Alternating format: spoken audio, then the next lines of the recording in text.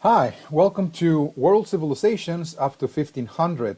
Now, today we're starting a new topic. This is the seventh topic of the semester. Now we're going to be looking at Europe, particularly the two mother cultures of Europe, Greece and Rome. And we're going to devote half of the time of the three sessions to each one of those civilizations. So let us go to our outline so we can begin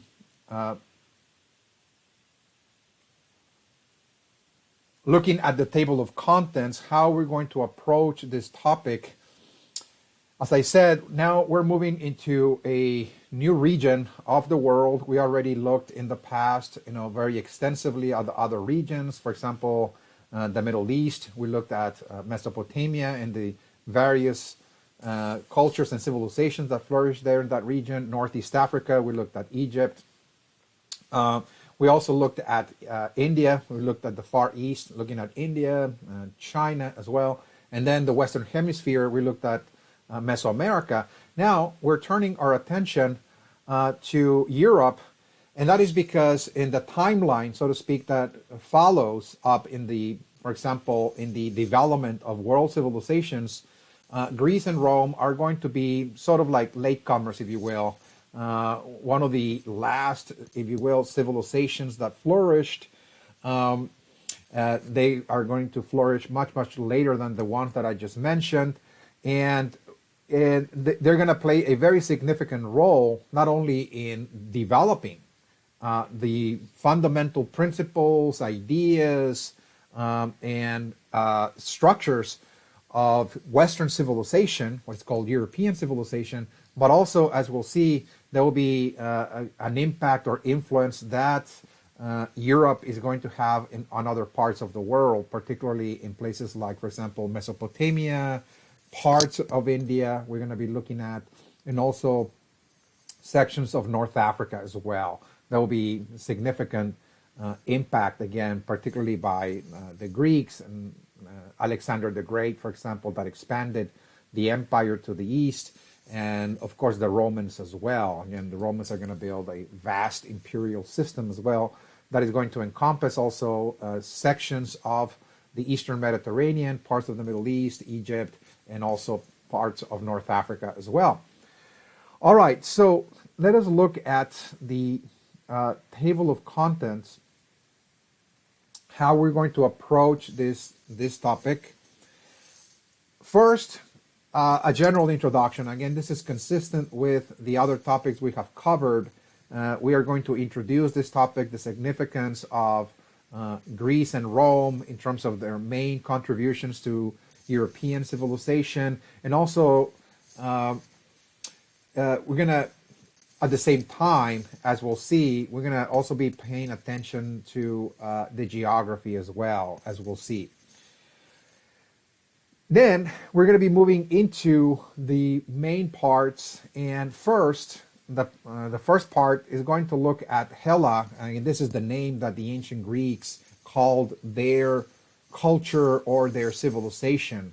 Hella, in other words, the ancient Greeks. We're going to be looking at the rise of Greek civilization, the development of classical Greece as well, and some of the problems that the Greeks faced, the Greek city-states, the major wars they confronted with the Persian Empire, for example, and also the civil wars between the city-states as well. We're going to be looking at that. We will be also looking at the flourishing of classical philosophical ideas. Greece was, as we'll see, very, very important in giving rise to what is called philosophy, and we're going to be looking at that rather closely as well. Then, part two, we'll continue looking at the Greek world, but in this case, we're going to see the Greeks building an empire. In this case, it is really the Macedonian kingdom to the north of Greece.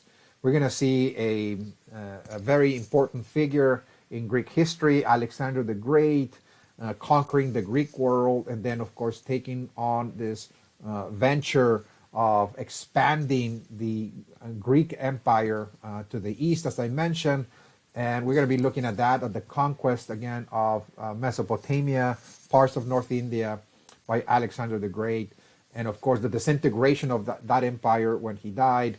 And we see that after his death, all of this imperial system was divided into four parts. They were governed by Greek generals that were part of the conquest of Alexander the Great, and they're going to introduce Greek culture into the Middle East. And this period of time that spanned between, let us just say, 322 all the way to, let us just say, the year 30 BC, will be known as the Hellenistic period or the Hellenistic world. Again, this is the Greek Empire moving outside of Europe into the Middle East, Mesopotamia proper, Egypt as well, parts of North India. And we're going to see the fusion of Greek ideas with the other cultures of those regions. Again, we're going to be paying attention as well as, to that development. Part 3 is going to now look at Rome, okay? Roman civilization. We're going to see very thoroughly the rise of Rome, the very early origins, the beginnings of the settlers that formed the city of Rome, for example, the founders and so on, and then how the city slowly but surely began expanding over the centuries after its founding, and finally, roughly speaking, about the year 67 BC, Rome is now transforming itself into an empire. So we're going to look also at this imperial development as well of Rome that spanned all the way to the year 450 AD. So this is going to be a grand topic. Again, we're going to divide more or less the time between Greece and Rome, half and half. So the first, this session and the other half of the second session will be devoted to part 1 and 2, and then the remaining portions, again, of the session 2 and all session 3 will be devoted to Rome. Okay?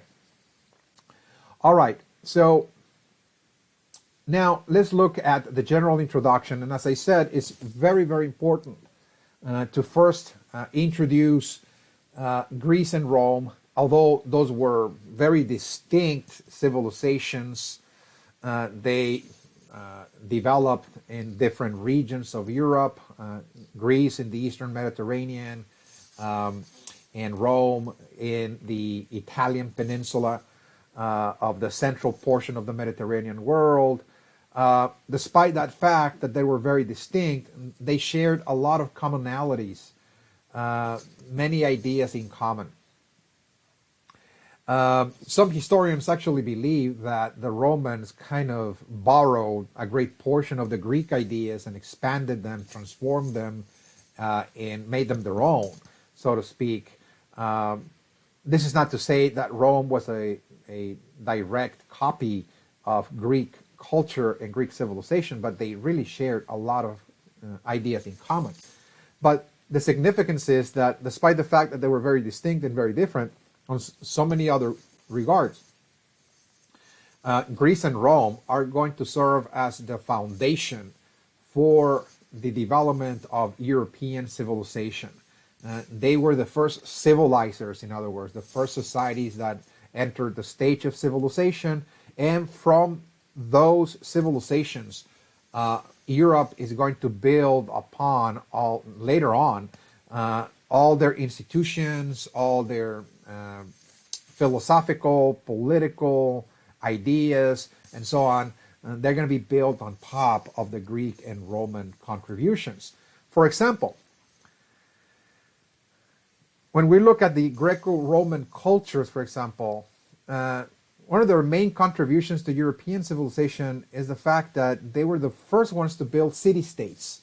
Okay, they were the first ones to actually create urban environments, urban settings, eventually build cities, and those cities were governed by laws. Of course, the introduction of what's called civil law.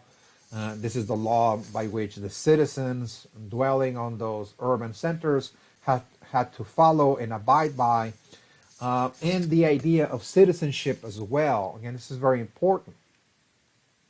This is one of the main contributions, again, of European civilization, is the idea of citizenship. This really comes from the ancient Greeks, particularly the Athenians, for example, but also the Romans, the city of Rome.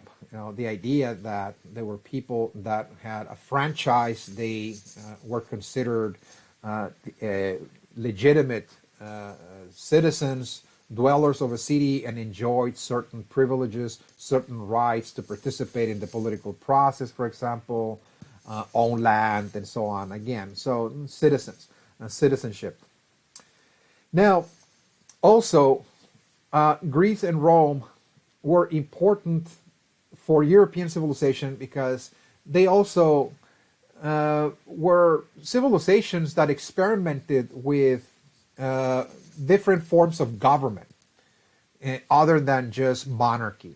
All over the world, the civilizations we have looked at, all of them were civilizations that, politically speaking, were governed by monarchs or emperors, for example, or god kings, divine figures, and so on, monarchical systems.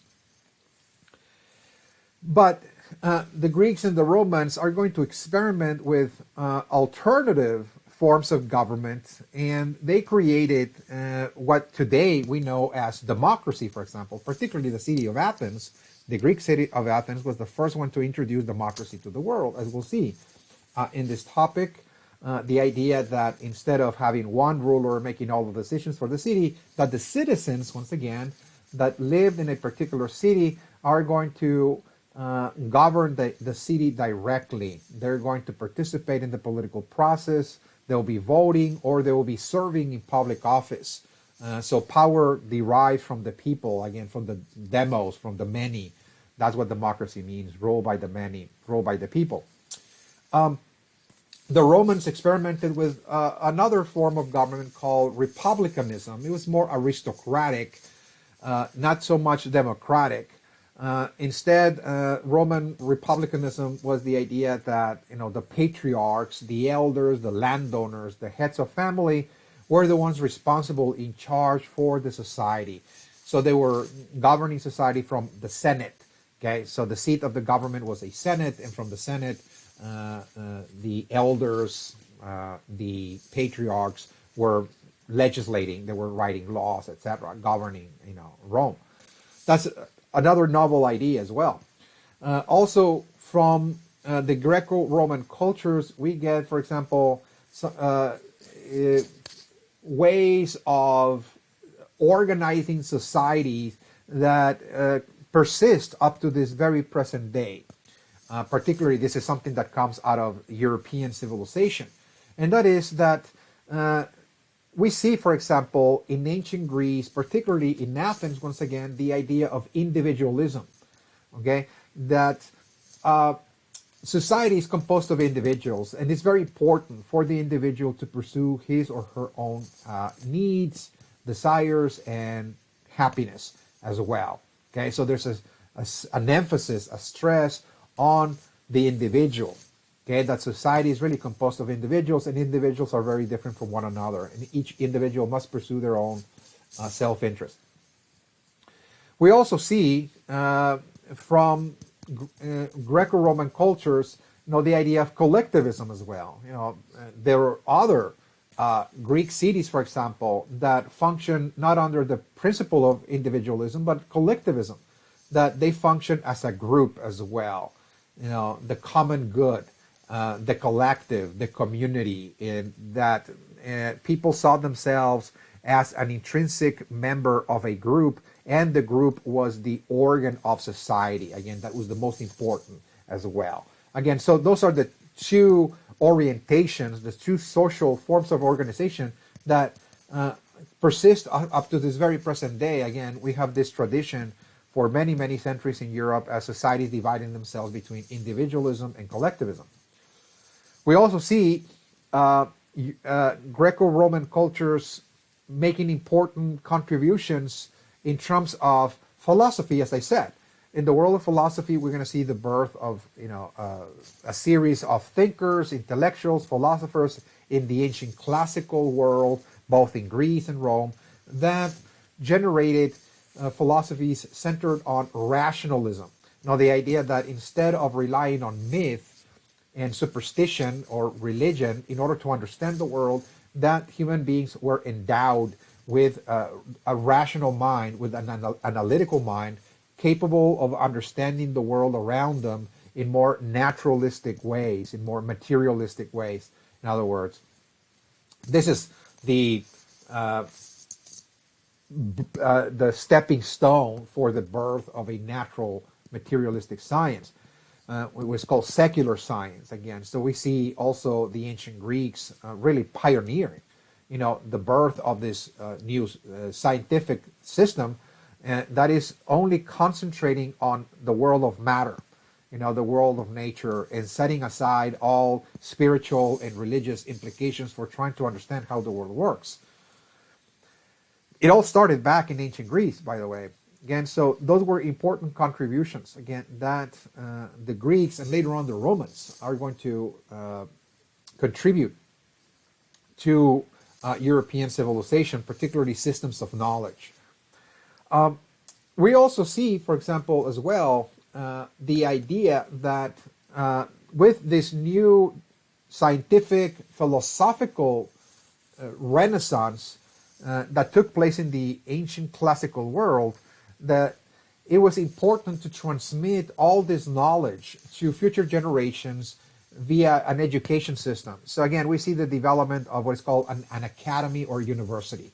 This is one of the central characteristics, again, of the ancient Greeks, trying to educate future generations, trying to pass on their knowledge in order to continue improving science and philosophy, the arts, and so on, again, to create a civilization centered on wisdom, centered on knowledge. Okay. Other important contributions of the Greeks and the Romans, as we'll see, is the contribution of engineering, particularly military and civil engineering. The development of, for example, military technologies, for example, the innovation of new weapons, for example, military strategies, military schools and academies, are going to be developed by the Greeks and the Romans. And again, this was part of a new age that was rising during this time. It's called the Age of Conquest. And from this military engineering, we're going to see, of course, military war machines that are going to be marching far and wide across vast areas of the world. And we see the development of larger empires, more so than the ones that we discussed in the past. As well, there was a great emphasis on civil engineering, the building, for example, of temples and administrative buildings, for example, that were very magnificent. This is going to be one of the great concerns of both the Greeks and the Romans, building great cities with magnificent construction work. Again, so they excelled also in that area as well. Okay, so those are, in general terms, the main contributions of the Greeks and the Romans that we're going to be exploring slowly but surely across this topic. Again, just pay attention that we're going to be looking at that more closely as we move along. Okay. All right, so let's look at part one. Let's look at part one. And part one, as I said, is going to look at Hela. And this is the name given to the region that encompassed what is called ancient Greece. The ancient Greeks called themselves Hela.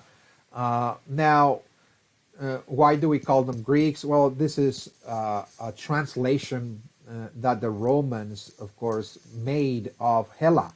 Whenever they tried to translate Hela into their Latin language, the translation ended up as Grecia, okay, or Greeks, in other words, or Greece, in other words. Okay, so let's look at the development of ancient Greece, and Before we start doing that, as I said, it's important to look at the geography of ancient Greece or Hela. Okay, the geography is going to provide very good clues for how this civilization is going to take on very unique, very distinct characteristics. So this is something that we have been doing in earlier topics. By looking at the geography, we're able to see the development of civilizations, their unique characteristics, and the like. Okay. First and foremost, ancient Greece is located on a series of islands, or it's really an archipelago. Again, it's really, again, an island, and then, of course, it's also surrounded by a series of other islands, and all together, this is going to be the so-called Greek region of the ancient world. Now, when you look very closely at the geography of this region, you'll notice that for the most part, this region consists of a lot of mountains. It's a mountainous topography, okay? That in between each mountain, there's a valley, but that valley is really constricted, very limited, because it is, once again, surrounded by a series of hills and mountains, and really there's not a lot of arable land to speak of. Okay, so first and foremost, again, in terms of agriculture, they're going to be very, very limited in that regard. Okay, in terms of agricultural production. Now, also, due to this geography and topography, people needed to stay as close as possible to the lower valleys, and the lower valleys happen to be closer to the coastline as well.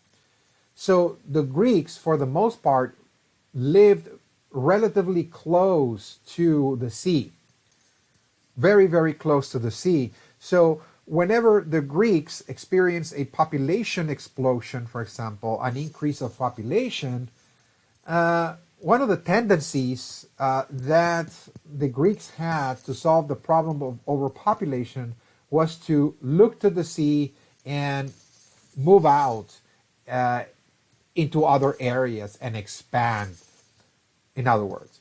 Okay? So this is going to be a pattern, for hundreds and hundreds of years, that the geography is placing significant constrictions, limitations to the Greeks, and the Greeks are trying to overcome those challenges by ways of not necessarily transforming the landscape, because again, this is very difficult to be transforming the landscape in this regard. You're surrounded by mountains, but rather the solution to this problem is to develop new technologies, particularly navigation technologies, in order to sail out into the world and explore new lands and trying to settle in other places. So this is another, map that shows you the mountainous terrain of Greece, again, all over this area is just surrounded by mountains. So this geography, once again, is going to play a key role in shaping, for example, first and foremost, the type of political states that the Greeks built over time. What this means is that the political states that the ancient Greeks built were rather small and also independent. Why? Well, because it was very difficult to expand territorially whenever you were surrounded by so many barriers on all fronts, in all sides. So whenever there was a city-state on the rise, and that city-state was becoming significantly powerful, they often, of course, raided and conquered their neighbors. There's going to be a lot of fighting, a lot of rivalries and competition between the Greek cities, as we'll see. This happened quite constantly, of course, but what made conquest very difficult for the ancient Greeks was the fact that the geography was always posing a barrier. Okay, that marching armies were, for the most part, stopped by those barriers, those hills, and those mountains, and it was very difficult to expand and build a vast imperial system. So political states tended to remain small and also independent. Okay, independent. We see the rise of independent political states, a series of them. There will be more than 200 of those cities flourishing across this vast region.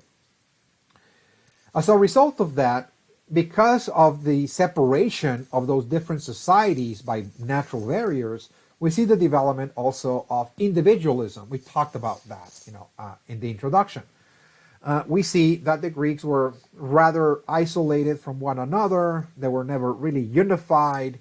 And so this is going to foster a sense of separation or individualism. Okay? And with individualism, people are going to develop very unique expressions of, let's say, philosophy and art. Okay, so one of the reasons why the Greek world is going to give rise to a series of new philosophical ideas and artistic expressions, whether it was sculpture, etc., had to do with this individualism that was fostered by the geography. Okay, each community was individualistic, separated, independent from the others, and in that setting, people are formulating on their own, very distinct and very different ideas from the other societies around them. As I said, the Greeks, because they're constricted by the geography, whenever they experience a demographic growth, their solution, as we'll see, is going to look to the sea. So the Greeks tended to be very outward oriented. Okay? They're going to be looking at the sea as an opportunity to settle and colonize other areas of the Mediterranean, for example, trying to build new communities outside just because they were so constricted in this area of Eastern Europe. So they're going to be excelling in navigation, for example, building ships, and developing, of course, systems of knowledge of navigation as well. And they're going to be excellent sailors. Okay, so their culture was really centered on the sea for the most part, as we'll see. Okay, they're sailors as well. So again, the geography is really setting the pattern for how the Greeks are going to develop their culture. Okay, now, in terms of sources, it is very interesting to note that when we look at Greek history, prior, let us just say, to the year 750 BC, historians are forced to look at, for example, archaeological records, that is, again, the remains of cities, for example, tools, bones, etc., in order to understand how people live, what kind of society they built, and so on. And also mythology, some of the myths, that were depicted in ceramics, for example, or frescoes, etc. You can see there symbolisms or animals, for example, and that is really what is available, to understand Greek history prior to 750 BC. Now, after 750 BC, the Greeks develop a writing system, and that now we have plenty of written records, and that script, of course, has been deciphered, and this is what scholars use in order to trace the development and evolution of ancient Greece, again, after 750. And really, this is really the beginning of history for the Greeks, the written history, written records, okay, after 750. All right, so let us look at the formative period of Hella. We're going to look at the early inhabitants, so to speak, of this region. And as we'll see, the early inhabitants of these regions are Indo-Europeans, of course, Indo-Europeans that came out of the Caucasus Mountains. We talked about that in the third topic.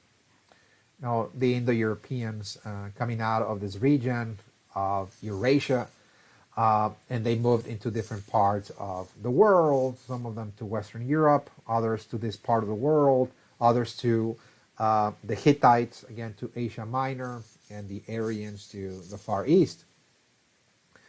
So we see a group of Indo-Europeans coming out of the Caucasus Mountains along the path of the Hittites. Now, the Hittites moved into Asia Minor, or Anatolia, what today is Turkey, for example. And they settled there around this time, around 2000 BC or so. And other groups continue their movement into this region of Eastern Europe and the Eastern Mediterranean. And they're migrating slowly but surely. So this is a slow process of migration. Again, this is not really occurring overnight. There are waves and waves of migrants, so to speak. And altogether, this migration pattern was known as the Aegean migration. Okay, the Aegean migration. And they're going to be settling in different parts of this peninsula. Slowly but surely, dividing themselves, forming different settlements, different communities, and they're really moving across this region altogether. Okay, as you can see. Now, this is a process that spanned from 2000 all the way to 1200 BC. So again, it's really a process of about 8 centuries of migration and settlement and the like. And some groups made their way to the western portion of Asia Minor, where the Hittites, went. We discussed that again in a previous topic. But some of these Greek or Proto-Greek societies also settled in the western coastline of Asia Minor, okay, or Anatolia. Again, and they're also going to create a number of different settlements there in the region. They're connected, of course, with the other Greek groups of this peninsula. So keep that in mind. Again, we're not just talking about the archipelago here or the peninsula, but rather we're also looking at Western Asia Minor, and that there were other groups that actually established settlements in the region. But altogether, culturally speaking, and as we'll see, even politically speaking, those groups, despite the fact that they were now separated by the sea, by the Aegean Sea, they're going to be developing simultaneously, and they're going to be interacting, from time to time. So they're building a Greek world altogether, okay, throughout this period of time. Now, they are Indo-Europeans, which means that, as we discussed in the third topic, they bring with them their class structure. They're a warrior society. They're nomads, they're warriors, they practice warfare. They have a monarch, but this monarch is not absolute. They don't have an absolute ruler, an absolute king. That king is elected, and is elected by a council of elders. And the council of elders is made up of the patriarchs. It's really an aristocracy. Those are the heads of the families, for example, and the clans, the so-called patriarchs. They have a council, and that council elects the king, and the king has to protect them. That is the main duty of the king, to protect them. Okay? And below the council of elders, or this aristocratic society, the patriarchs, is really the warrior class. Again, it's a series of warriors, and they enjoy total equality with one another. They're seen as equals. So again, it's really, part of the same structure that we looked at in the past. The same applies to the Hittites, to the Aryans that went into Iran, for example, the Aryans that went into India, and so on, and even the other European groups that move into Central Europe as well. They have the same class structure as well, including the Romans, as we'll see. Okay, there's the same structure. Okay. Now, when the Greeks moved into this region,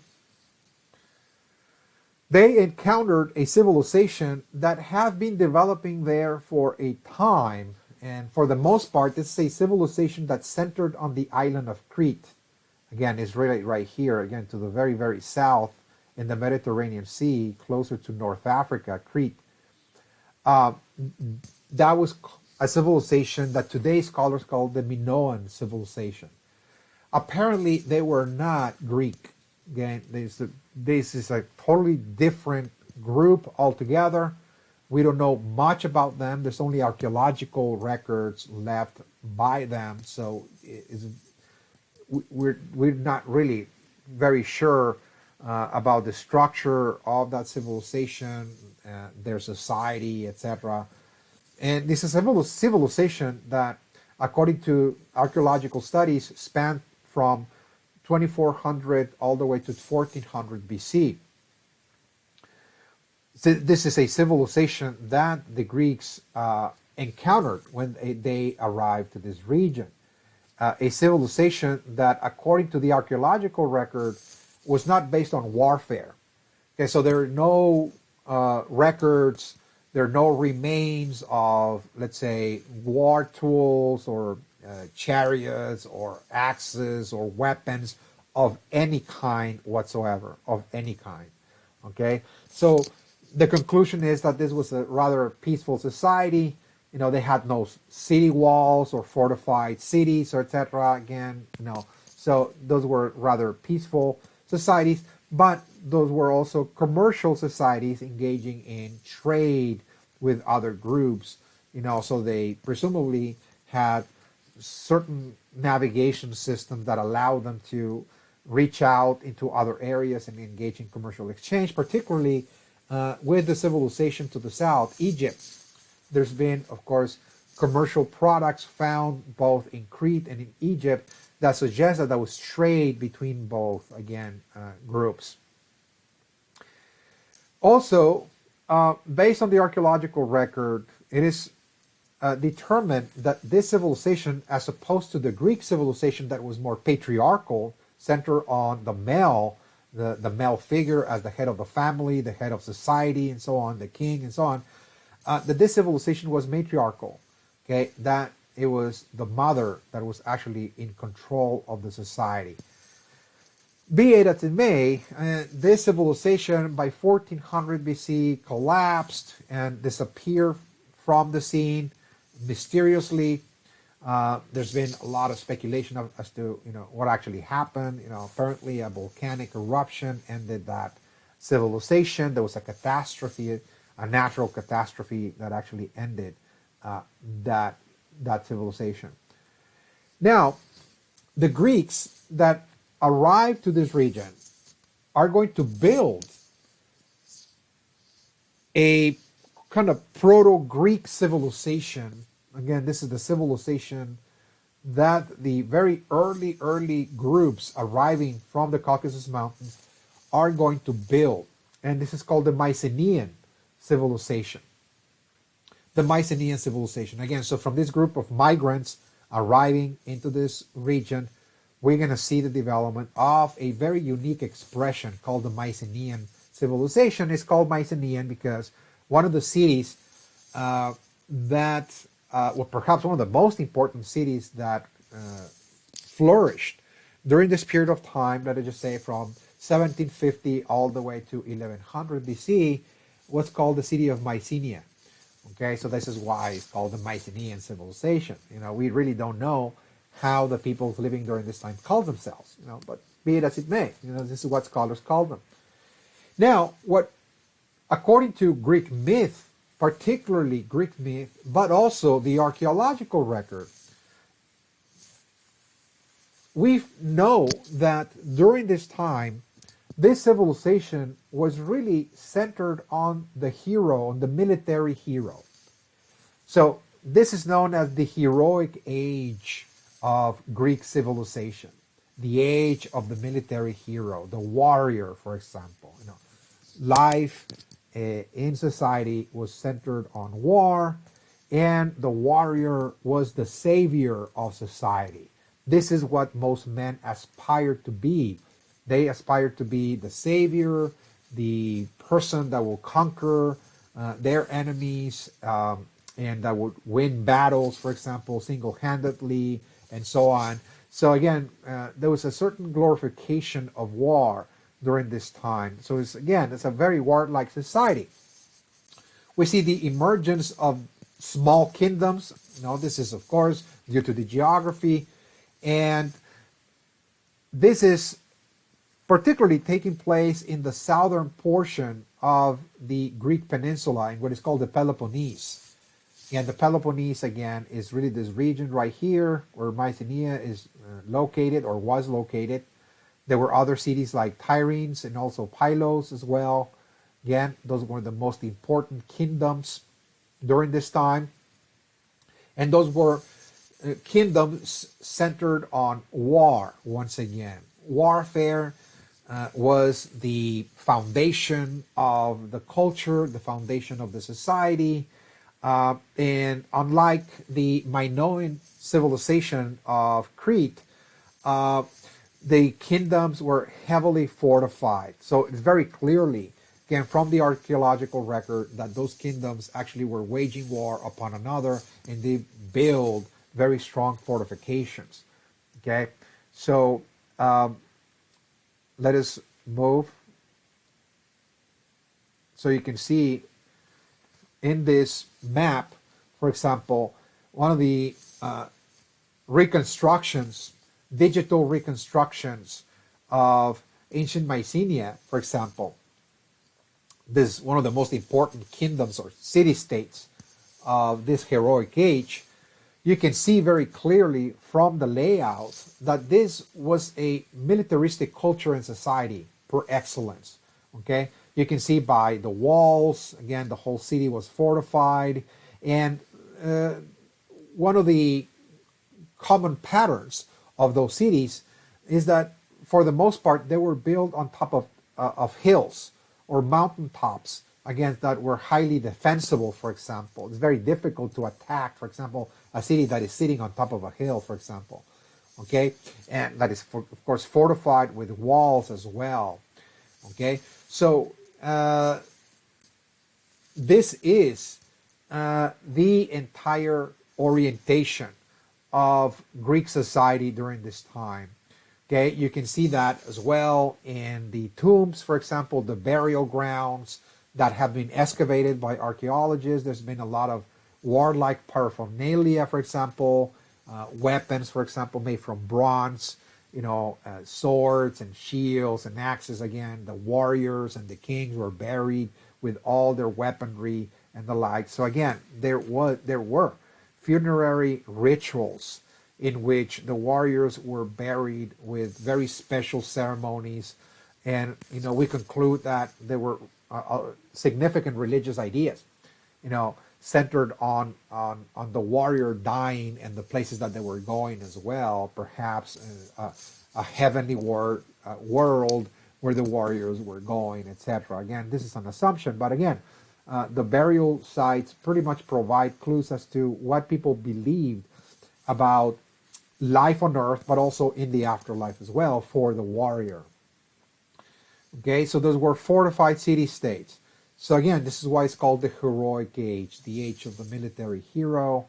And this is, as we'll see in just a few moments, this is the scene for all the tales and the myths that came together in the form of an epic poem attributed to a Greek writer, Homer, about the war with the city of Troy.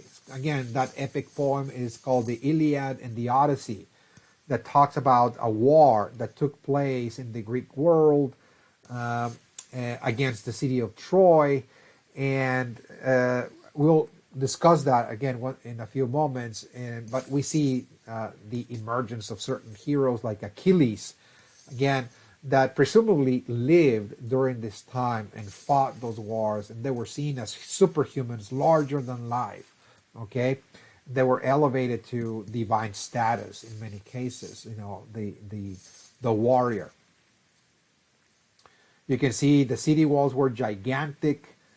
Many Greeks later on, particularly the Greeks from, let's say, from the city of Athens and other cities, whenever they visited those sites that were already abandoned, they believed that those sites were inhabited by giants just because of the magnificent walls, the gigantic walls that were built all around it. So again, there was a great emphasis placed on defense, systems of defense against outsiders. Okay, this indicates, of course, the constant rivalry, the constant interregional wars that were taking place between those different kingdoms, perhaps competing for resources or for dominance. Now, by 1100 BC, we see the collapse of the Mycenean civilizations. Okay, and this is a process that lasted for about 100 years, about a century, from 1100 all the way to 1000 BC. We see the collapse of that civilization. The so-called heroic age is coming to an end. And it's coming to an end, according to the archaeological record, due to the fact that during this time we see groups of newcomers, invasions. They're called the Dorians. Okay, they're also nomadic, they're warlike, and they are indeed raiding different communities, settlements, and kingdoms. And this is a massive outpouring of people that arrive with the intention of conquering this world, what's called the Aegean world. Okay, all of this world was known as the Aegean world. Remember, because this is a world created by this Aegean migration. Those were the proto-Greeks, so to speak, that came from the Caucasus Mountains. And there's evidence of a violent end, meaning that many of the cities that flourished during the heroic age were burned, were ransacked, were destroyed. So the evidence show that people during this time met a very violent end due to the nomadic or quote-unquote barbaric invasions, the Dorian invasions. Okay, for a time, civilization seems to not just collapse, but rather that it faded away altogether. This gave way to a new time in Greek history, otherwise known as the Greek Dark Ages. The Greek Dark Ages is a period of time that spanned from, let us just say, from 1000 to 750 BC. And there are no cities during this time built. People do not inhabit any of the cities that were built in the past. They abandoned the cities in great numbers. They're totally abandoned. So people go back and live in small farms in the countryside, in the valleys, for example. Some of them stayed in the mountains, of course, but the cities are not occupied during this time. Again, so there's no civilization to speak of during this time. So this is why it's called the Dark Ages. There's also evidence of sharp population decline. So there is significant population decline in terms, for example, of the settlements. The archaeological record shows that before the abandonment, before the collapse, there were about 300 different settlements scattered across this region. 300 settlements scattered across the region during the Mycenean civilization period. Now, this settlement pattern, this demographic composition is going to be altered significantly, because in just a few centuries, after 1000 BC, it went down to 40 settlements. So from 300 settlements, the population declined to the point that there were only 40 settlements left at the end of the day. After the violent end, the conquest of the Dorians, the abandonment of the cities, we see sharp population decline to the point that, again, by more or less by 800 BC, there were only 40 settlements left. Okay, what that meant is that there's not a lot of activity taking place. For example, communication is going to come to a halt. Communication between the different settlements, for example, trade also comes to a halt, and of course, art as well. We don't see major works of art being produced during the so-called dark ages. So again, this is really a period of population decline, and it seems that civilization is fading away slowly but surely.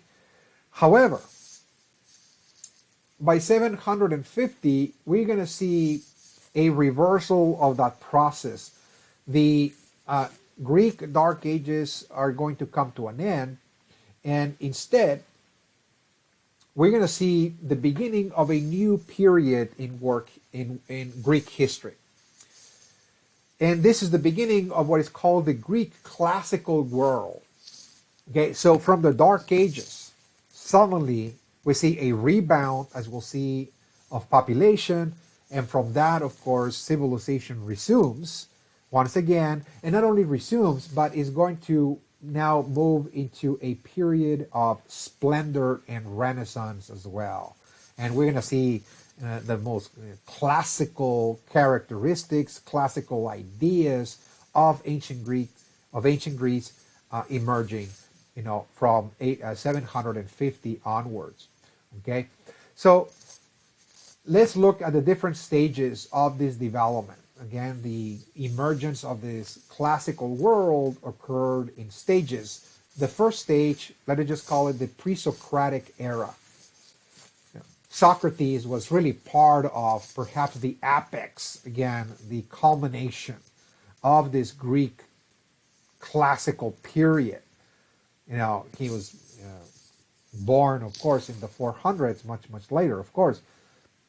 But before Socrates, this Greek philosopher of Athens, was born, there was a period known as the pre-Socratic era, okay, that began this classical world. Okay, so first and foremost, about 800 BC, when the population decline reached its maximum point, 40 settlements, we see gradually, after 800 BC, gradually a population recovery. Slowly but surely, there is an increase of population happening gradually over the decades. So by 750, as we'll see again, the Greek world was already, recovered in terms of population. So this allowed, for example, for trade to resume, travel and communication between the different societies, between the different settlements across the Greek world.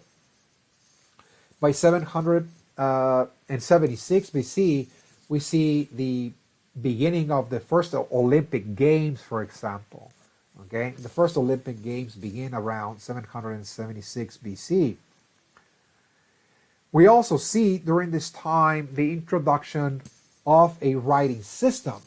Now, the ancient Greeks are not going to develop necessarily a writing system of their own necessarily. They're going to borrow it from other groups, particularly the Phoenicians. The Phoenicians had already developed a writing system, and they're going to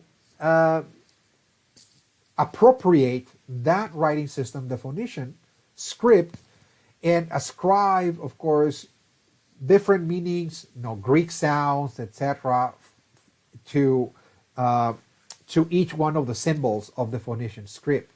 Okay, so they're going to appropriate and make that script their own, so to speak. So again, we see the introduction of a writing system, and that is really fundamental for the beginning of the classical world in Greece. Really, it was the introduction of the writing system. Of course, the population recovery was also fundamental, but the writing system is even more important, because with that, we see that the Greeks are now writing down their knowledge. They're beginning to write down their histories now. Okay, the history of their groups, their cultures, their societies are now being written down. And also, the Greeks are also at the same time producing works of literature as well, writing things like poetry, for example, writing also works of science and mathematics, astronomy, and also philosophy as well. In this regard, one of the most important developments of the pre-Socratic era that ushered the early classical period of ancient Greece was the formulation of an epic poem, as I mentioned just a few moments ago.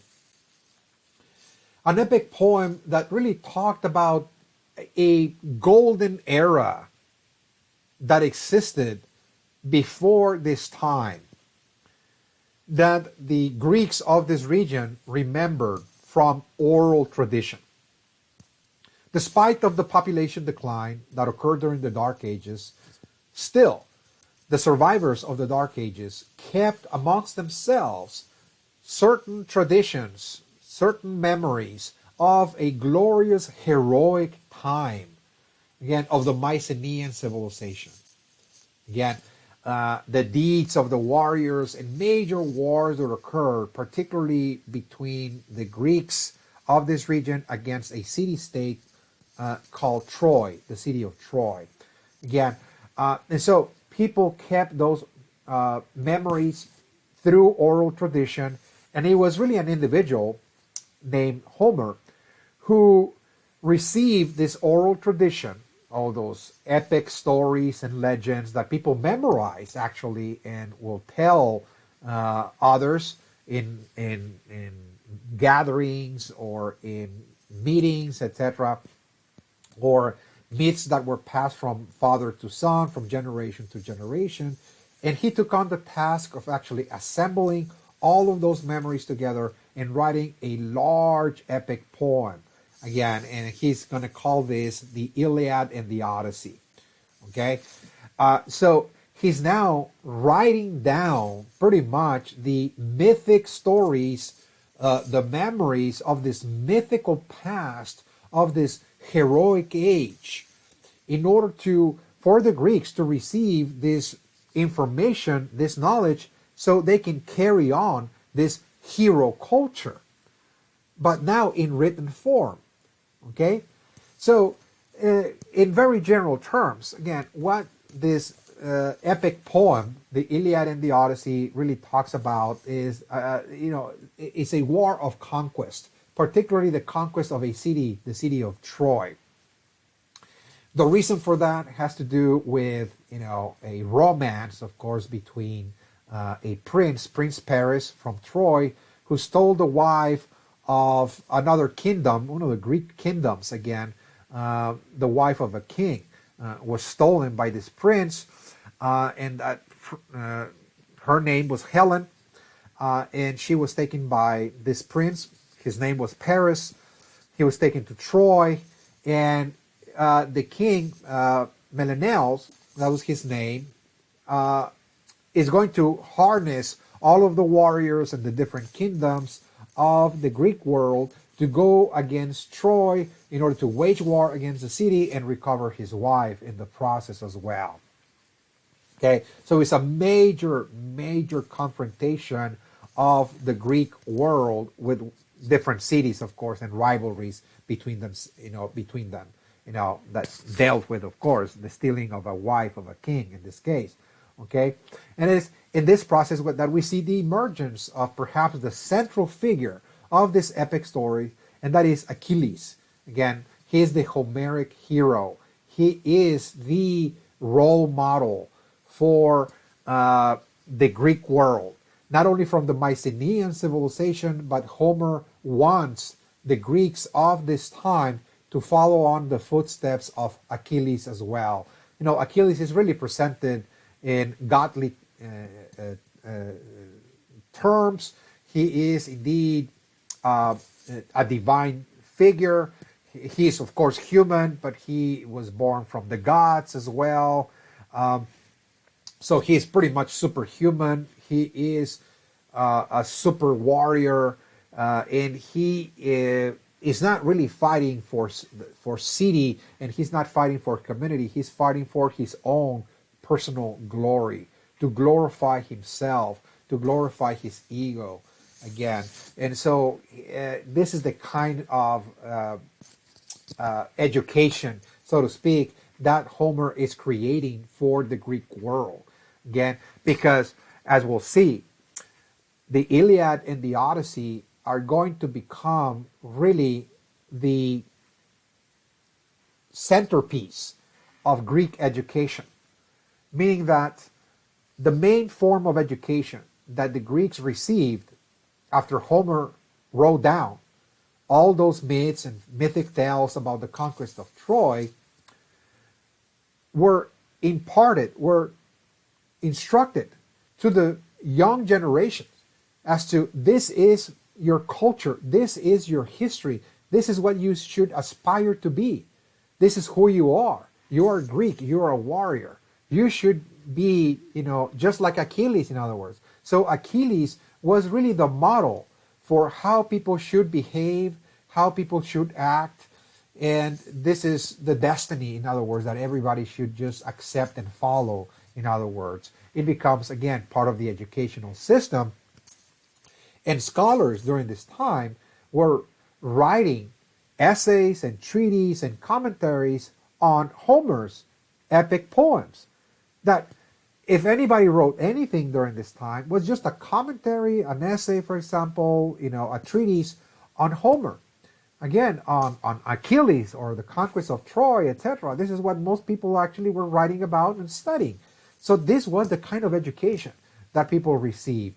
Okay, so this is, again, keep that in mind, because when Socrates is going to come along, of course, he's going to suggest, a change. In other words, that maybe what we need is a different, educational system with a different role model to follow, and this idea of becoming a superhuman or superhero, a warrior, perhaps is not the best that we can aspire to. So again, this is an idea that will be contested later on by future philosophers, something that we're going to get to see in just a few moments. Okay, so now, of course, during this time, we see now very clearly the formation of a Greek religious worldview. There's, of course, the worldview that we learn from the ancient Greeks comes to us from the mythology, from the mythic stories and the legends, for example, that the Greeks wrote about, particularly Homer. He's actually describing the gods of creation, the most important gods of the Greek world that people pray to. They occupied a central place in Greek life. Now, it's very important to note that although the Greeks do have gods that belong to the natural world, they're nature gods like Gaia, for example. They do believe in the earth goddess. The earth is a being. She's called Gaia by the Greeks. She's the mother of the gods. She's the mother of all humans. She's very nurturing, etc. She's alive and so on. Again, this is consistent with this pantheistic, animistic worldview we have looked at in the past. They also worship the sun, of course, the sun god. They call him Apollo, of course. And also the sun is alive, it's a being, it watches over people, and so on. Every day is almost keeping track of what people are doing. The wrongdoing, for example, Apollo is watching, etc., keeping note of all of that, of course. Well, that is, of course, very, very fundamental to almost every society around the world. Every civilization we have looked at, the gods are the gods of nature and the gods of the environment. That's true. But the Greeks develop quite a different version of the gods that take more human characteristics. They have also a series of anthropomorphic gods. Anthropomorphic gods, meaning that those are gods that appear to be very human and that they express human emotions, the same emotions that we experience and feel every day. The gods represent those as well. And also that the way that they are governing creation in the universe is really a mirror of how Greek society is organized as well. So perhaps the Greeks are beginning to project their own humanity onto the gods. So instead of being the gods of the environment necessarily, which they continue to believe in, they're also creating new versions of gods and goddesses that represent themselves. Okay, they're projecting their own personalities, their own human characteristics into the divine. For example, Zeus. Zeus is pretty much the chief of the gods. Again, he's really the chief of the gods. He's the chairman in a council. So he's like a king, remember, that is governing along a council of elders in Mount Olympus. Okay, again, it's it's a projection of Greek society. And Zeus, of course, is just like a human being. He has emotions, he has wrath and anger and jealousy. They cheat and all of that. All of that. They have romance and the like. Again, they have a lot of human characteristics. Eros, for example, or Eros, is the god of love and desire. Again, very human as well. Athena, the goddess of wisdom.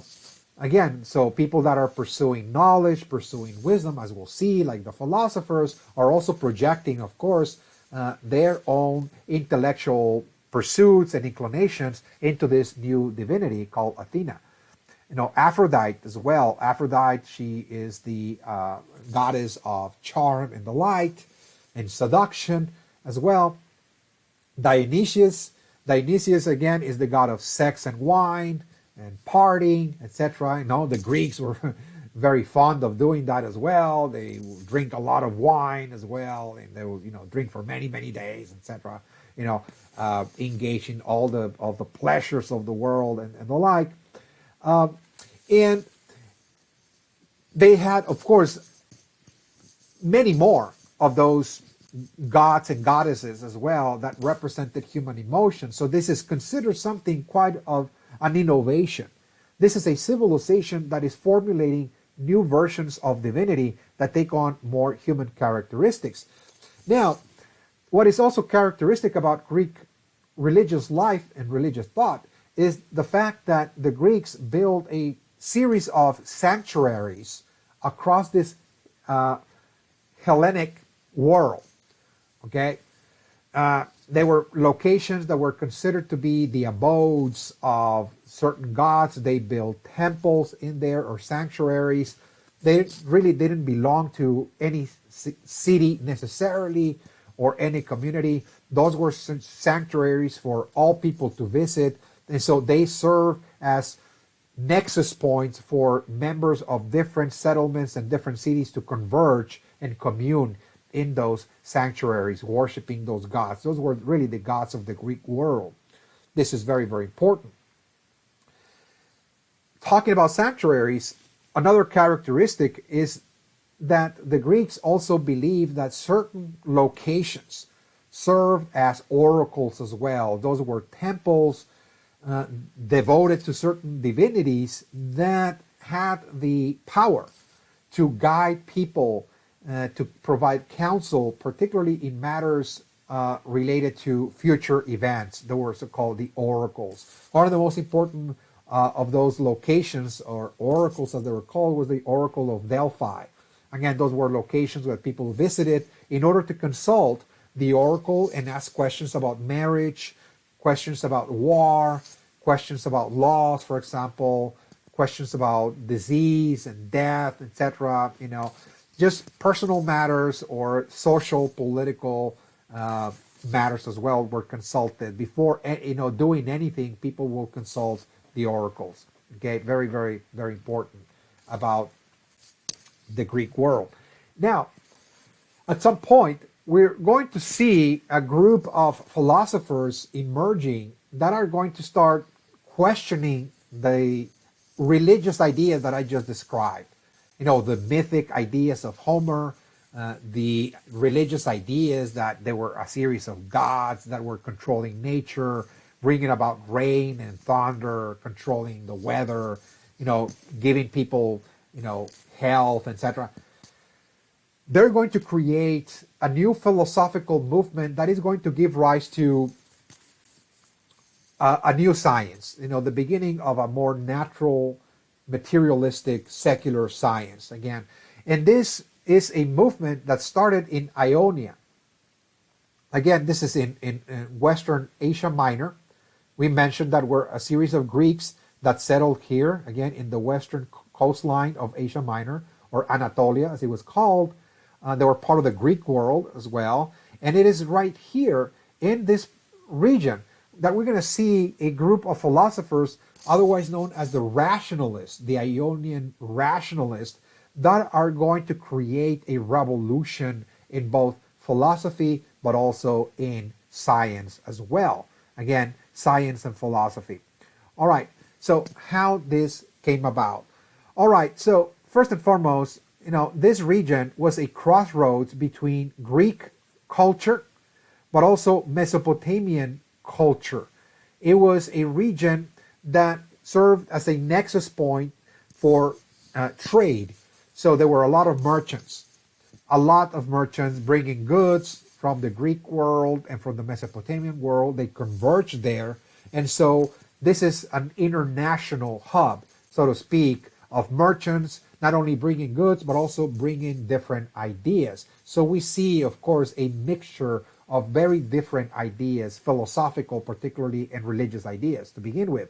It is also a multi-ethnic society, you know, composed of not only Greeks, they're also Egyptian, they're also Phoenician as well. There's Jewish, of course, population. So we also see great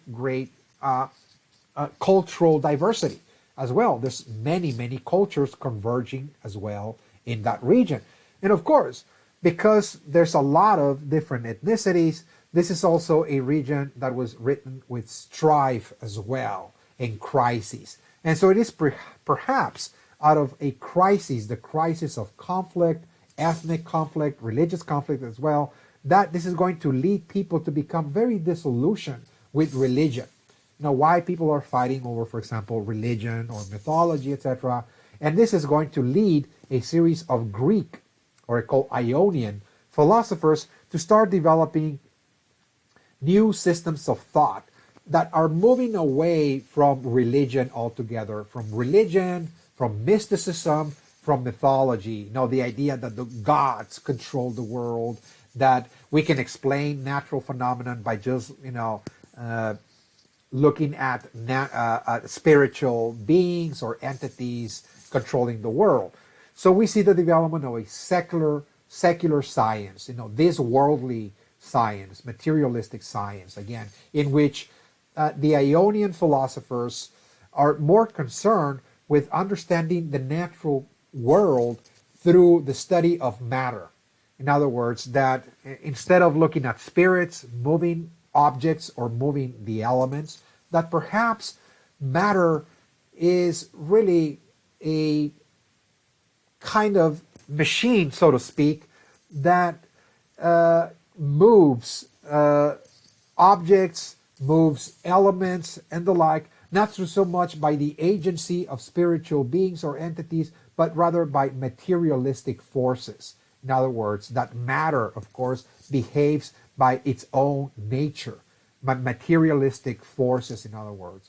Okay, so they want to understand the world of matter, trying to understand phenomena like rain, for example, the movement of celestial bodies. They really want an accurate understanding of the natural world in terms of measurement. They want to measure the natural world. They want to create accurate maps, for example. They're very interested in developing mathematics in order to carry out the measurements, for example. And they're going to, as we'll see, develop geometry as well in this process. Again, so this is the very, very first time that we're going to see the development again of a naturalistic science. Again, this is also a time of skepticism.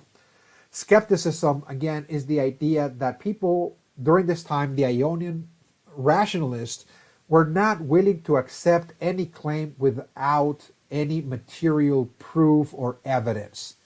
That any claim, that, well, if anybody will just come in and talk about a miracle, they will be skeptical about that. They will not even pay attention unless somebody actually showed how that miracle came about, whether somebody recovered miraculously from a disease, etc., or perform an act of magic, produce rain by ritual.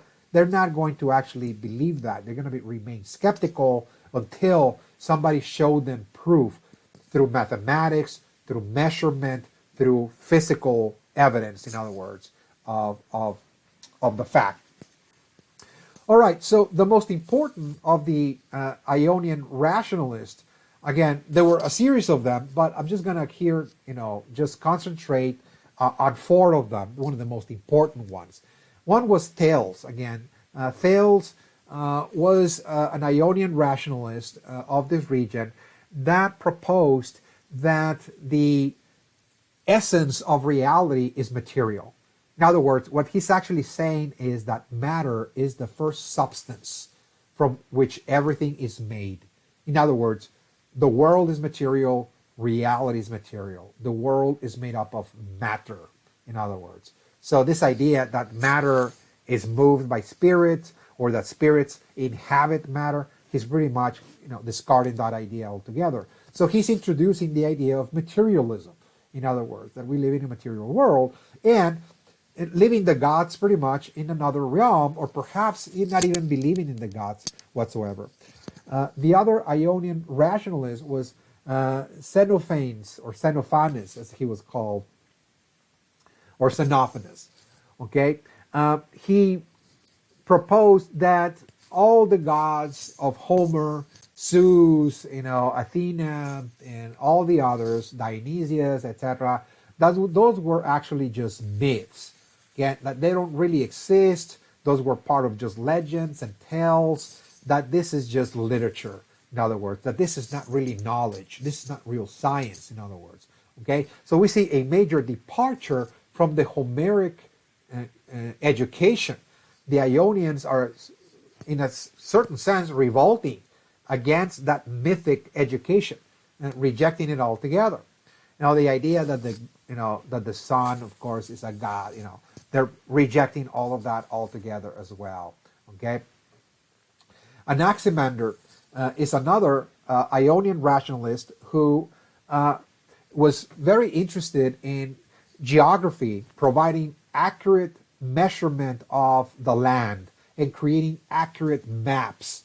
Again, accurate maps. And of course, also, he's going to be one of the forerunners of biology, studying life, plants, for example, animals, humans, and the like.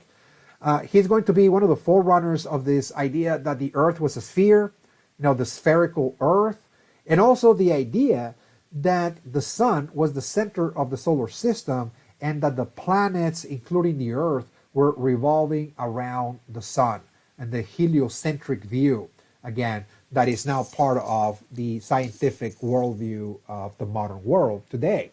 Of course, it all started back during this time. This is the very first Greek scientist that actually is really studying, of course, the movement of celestial bodies, and he's observing through observation. Once again, he's not just, formulating this idea without evidence, but rather through observation, he's coming out with this conclusion. And the other one is Pythagoras. Pythagoras, again, he is really the forerunner of geometry and astronomy. One of the first astronomers and of course the study of geometry, of course, was Pythagoras. And he is really coming up with theories, how to study, for example, geometrical forms, triangles, for example. he really believes in his heart that mathematics was at the very heart of creation.